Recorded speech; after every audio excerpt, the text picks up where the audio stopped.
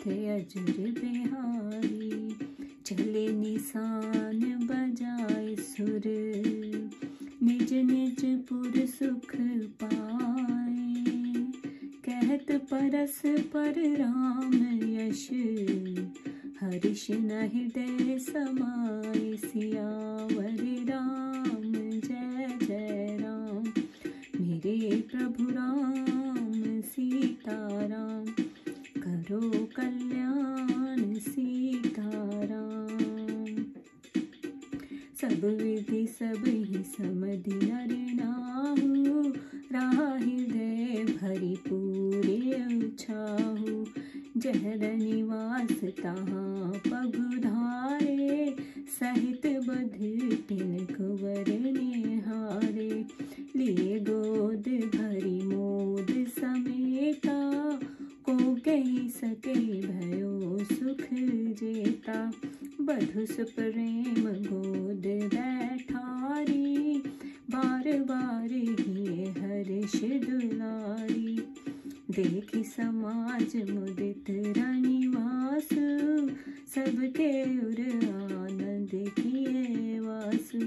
कहो भूप जिमि भयो विवाहु, सुनी सुनी हर्ष होत सब काहू। जनक राज गुणशील बड़ाई, प्रीति रीति संपदा सुहाई। बहुविधि भूप भाटे जिमि वरनी, रानी सब प्रमुदित सुनी करनी। सुतन समेत नहाए नृप, बोले विप्र गुर ज्ञाति। भोजन कीन अनेक विधि, धरि 5 गए राति। सियावर राम जय जय राम, मेरे प्रभु राम सीताराम।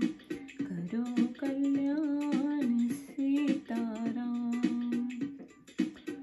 मंगल गान करहि वर भामिनी, भय सुख मूल मनोहर यामिनी। अजय पान सब काहू पाए, स्वस्थ सुगंध भूषित छवि छाए। राम ही देख राय सी पाई, निज निज भवन चले शिरनाई। प्रेम प्रमोद विनोद बड़ाई, सब समाज मनोहरताई। कह न सकहि श्रुति शारद शेषु, वेद विरंचि महेश गणेशु। सो मैं कहो कवन विधि वरनी, भूमि नाग शिरधर के धरनी। नृप सब भांति सब ही सन्मानी, कह मृद वचन बुलाए रानी। वधु लड़किन पर घर आई, राखे नैन पलक की नाई। लड़का श्रमित उनींद वश, शयन करावहु जाए।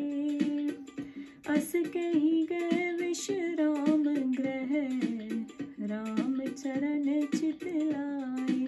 सियावर राम जय जय राम, मेरे प्रभु राम सीताराम। करो कल्याण सीताराम। भूप बचन सुनि सहज सुहाए, जटित कनक मणि पलंग डसाए। सुभग सुरभ पै फेन समाना, कोमल कलित सुपेती नाना। उपरन कर वरनी ना जाई, सगन सुगंध मणि मंदिर माही। रत्न दीप सुखी चारु चंदोवा, कहन बने जाही जय जोवा। सेज रुचिर रचि राम उठाए, प्रेम समेत पलंग बैठाए।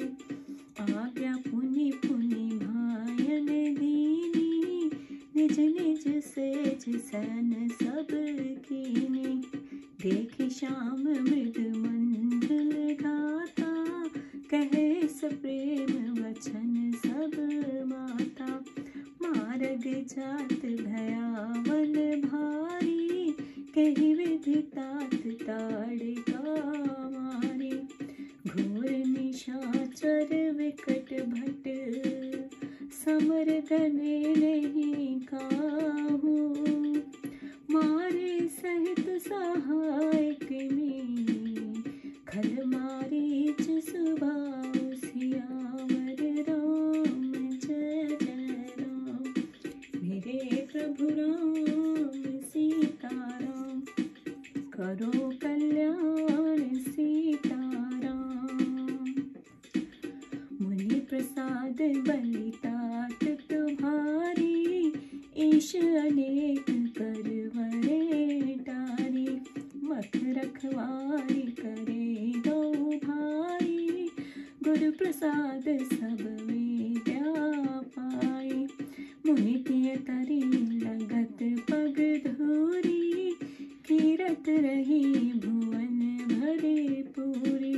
कमठ पीठ पविकूट कठोरा, नृप समाज मह शिव धनु तोरा। विजय विजय यश जानकी पाई, आए भवन में सब भाई। विश्व विजय यश जानकी पाई, आए भवन में सब भाई। सकल अमानुष कर्म तुम्हारे, केवल कौशिक कृपा सुधारे। आज सफल जग जन्म हमारे, देखी तात विधु बदन तुम्हारे। जे दिन गए तुम नहीं बिनु देखे, सो विरंच जन पारही लेखे। राम परतोषी मात सब, कहवनीत वर व्यन। सुमिर शंभु गुरु विप्रपद, दिए नींद वश शयन। सियावर राम जय जय राम, मेरे प्रभु राम सीताराम। करो कल्याण सीताराम। नींद बदन सोह सुखी लोना, मनहु साँझ सरसी रहु सोना। घर घर करे ही जागरण नारी, दही परस पर मंगल गारी। पूरी विराजत राजत रजनी, रानी कहे विलोक सजनी। सुंदर बदन सास लय सोई, फलपति जनु शिरमणि उर गोई। प्रात पुनीत काल प्रभु जागे, अरुण चूड़ वर बोलन लागे। बंदी मागध गुण गण गाए, पुरजन द्वार जुराहन आए।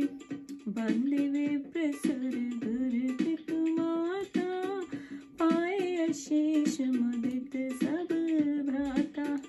जनने सादर बदन निहारे, भूपति संग द्वार पग हारे। कीन चाश सब सहज शुचि, सरित पुनीत नहाई। प्रात क्रिया करी तात पहर, आए चारे भाई। सियावर राम जय जय राम, मेरे प्रभु राम सीताराम। करो कल्याण सीताराम। भूप बिलोक लिए उर लाई, बैठे हर्ष रजायुस पाई। देखी राम सब सभा जुड़ानी, लोचन लाव अवध अनुमानी। पुनि वशिष्ठ मुनि कौशिक आए, सुभग आसन समेत पूजी पगलागे, निरख राम दोई गुर अनुरागे। कह वशिष्ठ धर्म इतिहासा, सुनि महीप सहित रनवासा। मोहि मन अगम गाधि सुत करनी, मुदित वशिष्ठ विपुल विधि वरनी। बोले वामदेव सब साची, कीरति कलत लोक तेहु माची। सुनि आनंद भयो सब कहूँ, राम लखन उर अधिक चाऊ। मंगल मोद छाहनित, जाहि दिवस है भांति। उमगी अवध आनंद भरी, अधिक अधिक अधिक सियावर राम जय जय राम। मेरे प्रभु राम सीताराम, करो कल्याण सीताराम। सुदिन सोधे कर कंकन छोरे, मंगल मोद विनोद न थोरे। नित नव सुख सुर देखि सहाई, अवध जनम जाचहि विधि पाई। विश्वामित्र चलन नित चहि, राम सप्रेम विनय वश रहि। दिन दिन शत्रुघ्न भूपति भाऊ, देखि सराह महामुनि राऊ। मांगत विदाराऊ अनुरागे, सुतन समेत ठाड़ भय आगे। नाथ सकल संपदा तुम्हारी, मैं सेवक समेत सुत नारी। करब सदा लरिकन पर छोहु, दर्शन देत रहब पुनि मोहु। बस कहि राउ सहित सुत रानी, पर्यो चरण मुख आवना मानी। दीन शीश विप्र बहु भांति, चले न प्रीति रीति कह जाति। राम सप्रेम संग सब भाई, आयुष पाए फिरे पहुँचाई। राम रूप भूपत भगति, ब्याह छाह आनंद। जात सराहत मन ही मन, मुदित गाधि कुल चंद। सियावर राम जय जय राम, मेरे प्रभु राम सीताराम। करो कल्याण सीताराम। वामदेव रघुकुल गुर ज्ञानी, बहुरी गाधि सुत कथा बखानी। सुनि मुनि सयुस मन ही मन राऊ, वर्णत आपन पुण्य प्रभाऊ।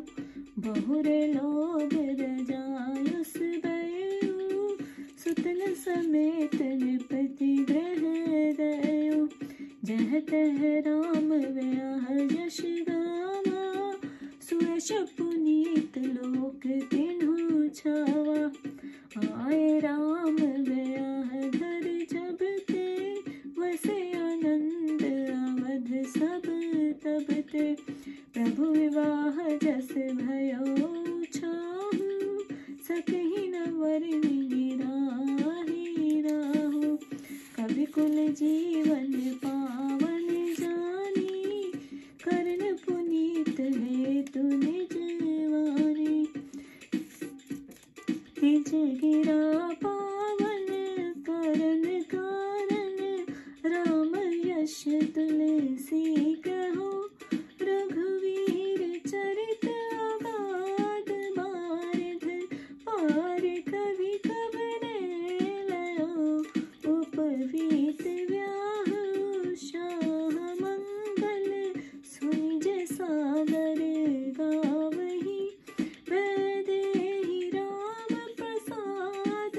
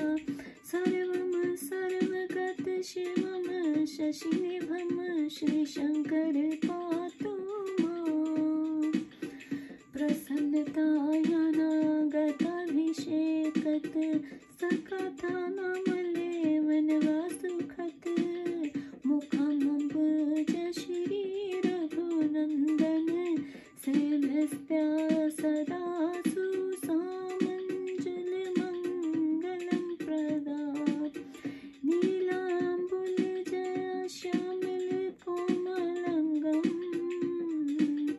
सीता समोर्पित वामभागं पाणो महाशायक चारुचापं नमामि राम रघुवंशधनम्।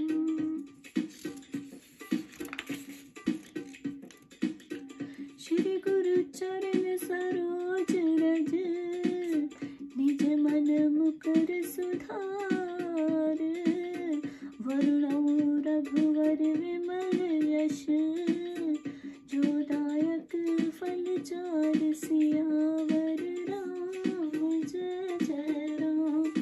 मेरे प्रभु राम सीताराम करो कल्याण सीताराम। जब ते राम व्याह घर आए नित नव मंगल मोद बधाए भुवन चारि दश भूधर भारी सुकृत मेघ वर्ष सुखवारी ऋषि सिद्धि संपद नदि सहाई उमंग अवध अम्बद कह आई मणिगढ़पुर नर नारी सुजाति शुचि अमोल सुंदर सब भांति कह न जाए कछु नगर विभूति जनु इतने विरंच कर तोते सब विधि सब पुर लोग सुभारी रामचंद्र मुख चंद्र निहारी मुदित मातु सब सखी सहेली फलत बलोक मनोरथ वेली राम रूप गुणशील स्वभाव प्रमुदित होई देखी मुन राव सबके उर अभिलाष अस केहि मनाई महेश आप अक्षत यमराज पद राम ही देहि नरेश सियावर राम जय जय राम। मेरे प्रभु राम सीताराम करो कल्याण सीताराम। एक समय सब सहित समाजा राजसभा रघुराज विराजा सकल सुकृत मूरत नर नाहु राम यश सुनियत ही चाहु नृप सगरहि कृपाभिलाषे लोकप करहि प्रीति रुख राखे त्रिभुवन तीन काल जग माही भूरि भाग दशरथ सम नाहि मंगल मूल राम सुत जासु जो कछु कहे थोर सब तासु रायो स्वभाव मुकर करे लीना बदन विलोकि मुर्कट सम कीना श्रवण समीप भय सित केशा मलयु जरठ पनस उपदेशा निप युवराज राम कहु देहु जीवन जन्म लाहु किन लेहु अस विचारे और आन निप सुदिन सुअवसर पाए प्रेम पुलक तन मुदित मन गुरहि सुनायो जाय सियावर राम जय जय राम। मेरे प्रभु राम सीताराम करो कल्याण सीताराम। इस प्रकार देवगण श्री रामचंद्र जी का यश वर्णन करते और नगाड़े बजाते हुए आनंद पूर्वक अपने स्थान को चले गए। वह हर्ष हृदय में नहीं समाता। तब राजा ने सबका सब प्रकार से सम्मान किया और मन में पूरा आनंद भर गया। फिर जहाँ रनिवास था वहाँ पधारे और बहुओं सहित कुमारों को देखा। फिर तो उन्होंने प्रेम पूर्वक पुत्रों को गोद में बिठाकर बार बार दुलार और प्यार किया। बहुओं को स्नेह सहित गोद में बैठाया और मन में प्रसन्न हो बार बार लाड प्यार किया। उस समाज को देखकर सारा रनिवास आनंद मगन हो गया। फिर जैसे विवाह हुआ दशरथ जी कहने लगे, उन्हें सुन सुनकर सबके हृदय में हर्ष हो रहा था। राजा जनक के गुण, शील, स्वभाव, प्रीति, रीति और संपदा की शोभा को भाट के समान राजा दशरथ ने वर्णन किया। उस कीर्ति को सुनकर सब रानियां प्रसन्न हो गई। पश्चात राजा दशरथ ने पुत्रों सहित स्नान किया और अपनी जाति के बड़े बड़े लोगों को बुलाकर 5 घड़ी रात गए भोजन किया। श्रेष्ठ स्त्रियां मंगल गान करती और वह रात मन को हरने वाली और सुखों की मूल हुई। आचमन कर सबने पान खाया और शरीर में सुगंधित द्रव्य लगाकर सजाकर शोभा से छा गए। तब श्री रामचंद्र जी का दर्शन कर आज्ञा ले शिरनिवाल लोग अपने अपने घर गए। उस समय के प्रेमानंद, उत्सव, बड़ाई और समाज की मनोहरता की वेद, सरस्वती, शेष जी, ब्रह्मा और गणेश जी भी नहीं कह सकते। तब भला उसे मैं कैसे कह सकता हूँ? कहीं पृथ्वी में छोटे सर्प भी पृथ्वी को अपने सिर पर धारण कर सकते हैं? राजा दशरथ ने सब भांति सबका सम्मान कर मीठी वाणी से रानियों को बुलाया और कहा, ये बहु लड़कियां पराए घर में आई हैं। उनकी रक्षा नेत्रों की पलक के समान करती रहना, और ये लड़के भी थककर निद्रा के वश हो रहे हैं, सो जाकर इन्हें शयन कराओ। ऐसा कहकर राजा श्री रामचंद्र जी के चरणों में चित्त लगाकर विश्राम गृह में चले गए। तब महाराज के सुहावने वचन सुनकर मणि जटित कंचन के पलंग बिछाए गए, जिन पर दुगंध के सुहावने फेन के समान कोमल और चमकती तोषका के बिछी थी। उस पर उत्तम तकिए लगे हुए थे और जो वर्णन नहीं किया जाता। रत्नों के सुंदर दीपक जल रहे थे। बड़े सुंदर चदोने कहते नहीं बनता, जिससे भी देखा वही जान सकता है। इस प्रकार सुंदर से सजाकर श्री रामचंद्र जी को उठाकर प्रेम सहित पलंग पर सुला दिया गया। जब श्री रामचंद्र जी ने भाइयों को आज्ञा दी तो वह भी अपनी शैया पर जाकर सोए। तब श्री रामचंद्र जी ने उस कोमल और सांवले शरीर की ओर देखकर माताएं प्रेम से पूछने लगी, हे पुत्र, मार्ग में जाते हुए उस भयावनी ताड़का को तुमने किस प्रकार मारा? वह मरीच और सुबाहु नामक भयंकर राक्षस और कुटिल योद्धा, जो बड़े ही दुष्ट और वीर थे, जो समर में किसी को भी नहीं गिनते थे, उनके सहायकों सहित तुमने कैसे मारा?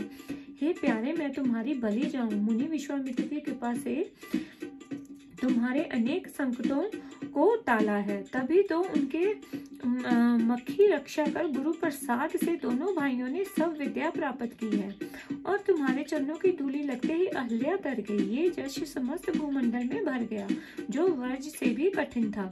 उस महादेव जी के धनुष को तुमने तोड़ दिया, जिसको तोड़ने से संसार के यश समेत जानकी को भी पाया और भाइयों सहित ब्याह कर घर आए।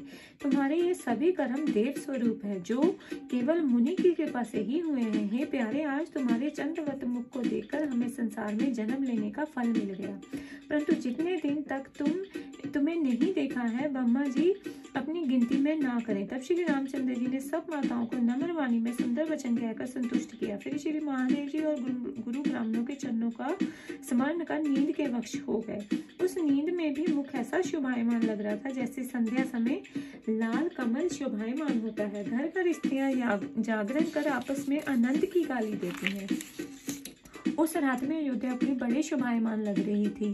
सुंदर बहुओं को सांस लेकर जो सोई तो ऐसी शोभा हुई मानो नागिन अपने सिर की मणि को हृदय में दबाए पड़ी है।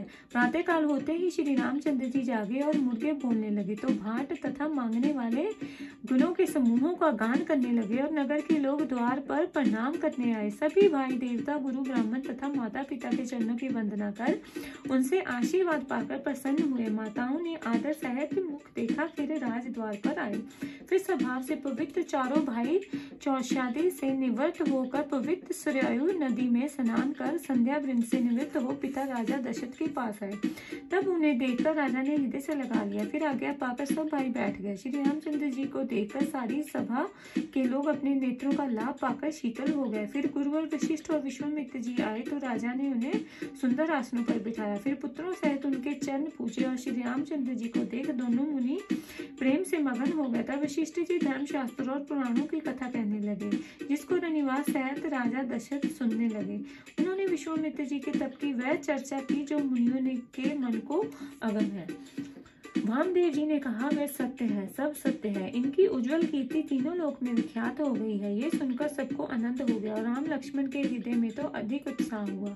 इस प्रकार नित्य आनंद मंगल उत्सव में दिन व्यतीत होते गए। अयोध्यापुरी आनंद से भरकर उमड़ पड़ी और आनंद अधिकाधिक बढ़ता गया। फिर एक अच्छा दिन शोध कर हाथ का कंकन खोला गया और नित्य ही उस नवीन सुखों को देखकर देवता सिहाने लगे और अयोध्या में अपना जन्म पाने के लिए ब्रह्मा से याचना करने लगे। विश्वामित्र जी नित्य चलना चाहते, परंतु श्री रामचंद्र जी के प्रेम और विनय वश रह जाते। प्रतिदिन राजा दशरथ सैकड़ों प्रकार से 100 गुना सम्मान करते और विश्वामित्र जी की प्रशंसा करते थे। तब विश्वामित्र जी ने चलने के लिए अंतिम आज्ञा मांगी तो पुत्रों सहित राजा ने कहा, हे नाथ, ये सारी संपदा आपकी है और मैं स्त्री और पुत्रों सहित आपका सेवक हूँ। इन लड़कों पर सर्वदा प्रेम रखिएगा और मुझे दर्शन देते रहिएगा। ऐसा कहकर रानी तथा पुत्रों सहित राजा मुनि के चरणों पर गिर पड़े और आगे कोई शब्द मुंह से न निकला। जब विश्वामित्र ने एक प्रकार से आशीर्वाद देकर विदा कर चले तो वह प्रीति कहीं नहीं जाती। सब भाइयों के साथ श्री रामचंद्र जी मुनि को पहुंचाकर आज्ञा पा लौट आए। इस प्रकार विश्वामित्र जी श्री रामचंद्र जी के रूप तथा दशरथ की भक्ति और विवाह के उत्सव का सराहते हुए प्रसन्नता पूर्वक चले गए। इधर ज्ञानी वामदेव और रघुकुल के गुरु वशिष्ठ जी और विश्वामित्र जी की कथा कही मुनि ने उस शिष्य को सुनकर राजा दशरथ अपने पुण्य प्रताप और भाग्य की बड़ाई करने लगे। फिर राजा ने सबको जाने की आज्ञा दी तो लोग चले गए। स्वयं राजा भी अपने पुत्रों सहित घर आए। जहाँ तहाँ लोग श्री रामचंद्र जी के विवाह का यशोगान करने लगे। उनका पुनीत यश तीनों लोगों में छा गया।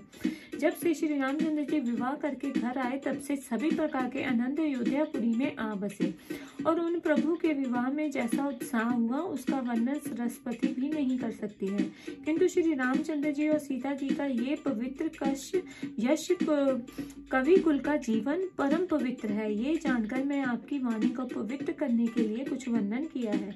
इस प्रकार केवल अपनी वाणी को पवित्र करने के लिए मैं तुलसीदास रामचंद्र जी का चरित्र वर्णन करता हूँ। किंतु श्री रामचंद्र जी का चरित्र अपार समुद्र के समान है। तब भला उसका पार कोई कवि कैसे पा सकता है। जो जन श्री रामचंद्र जी के यज्ञोपवीत और विवाह के उत्साहप्रद मंगलों को आदर सहित सुनेंगे और गावेंगे वे मनुष्य श्री सीताराम जी की कृपा से सर्वदा सुख को प्राप्त होंगे।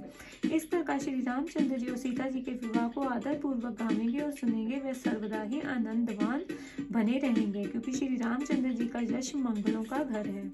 श्री तुलसीदास जी शिव वंदना करते हुए कहते हैं कि जिनके बाएं अंग में पार्वती जी, मस्तक पर गंगा जी, ललाट पर बाल चंद्रमा, कंठ में हलाहल विष और वक्ष स्थल पर सर्पराज सुशोभित है, जो भस्म से विभूषित भू देवताओं में श्रेष्ठ, सबके स्वामी, कल्याण स्वरूप, सब में व्यापक, कल्याण करने वाले और चंद्रमा की सी आभा वाले हैं, वह श्री महादेव जी सर्वदा मेरी रक्षा करें। श्री रामचंद्र जी के मुख की वह शोभा जो राज्याभिषेक से ना तो प्रसन्न हुई ना ही वनवास को दुखों से मलिन, वह मुख श्री मेरे लिए सदा सुंदर मंगल को देने वाली हो।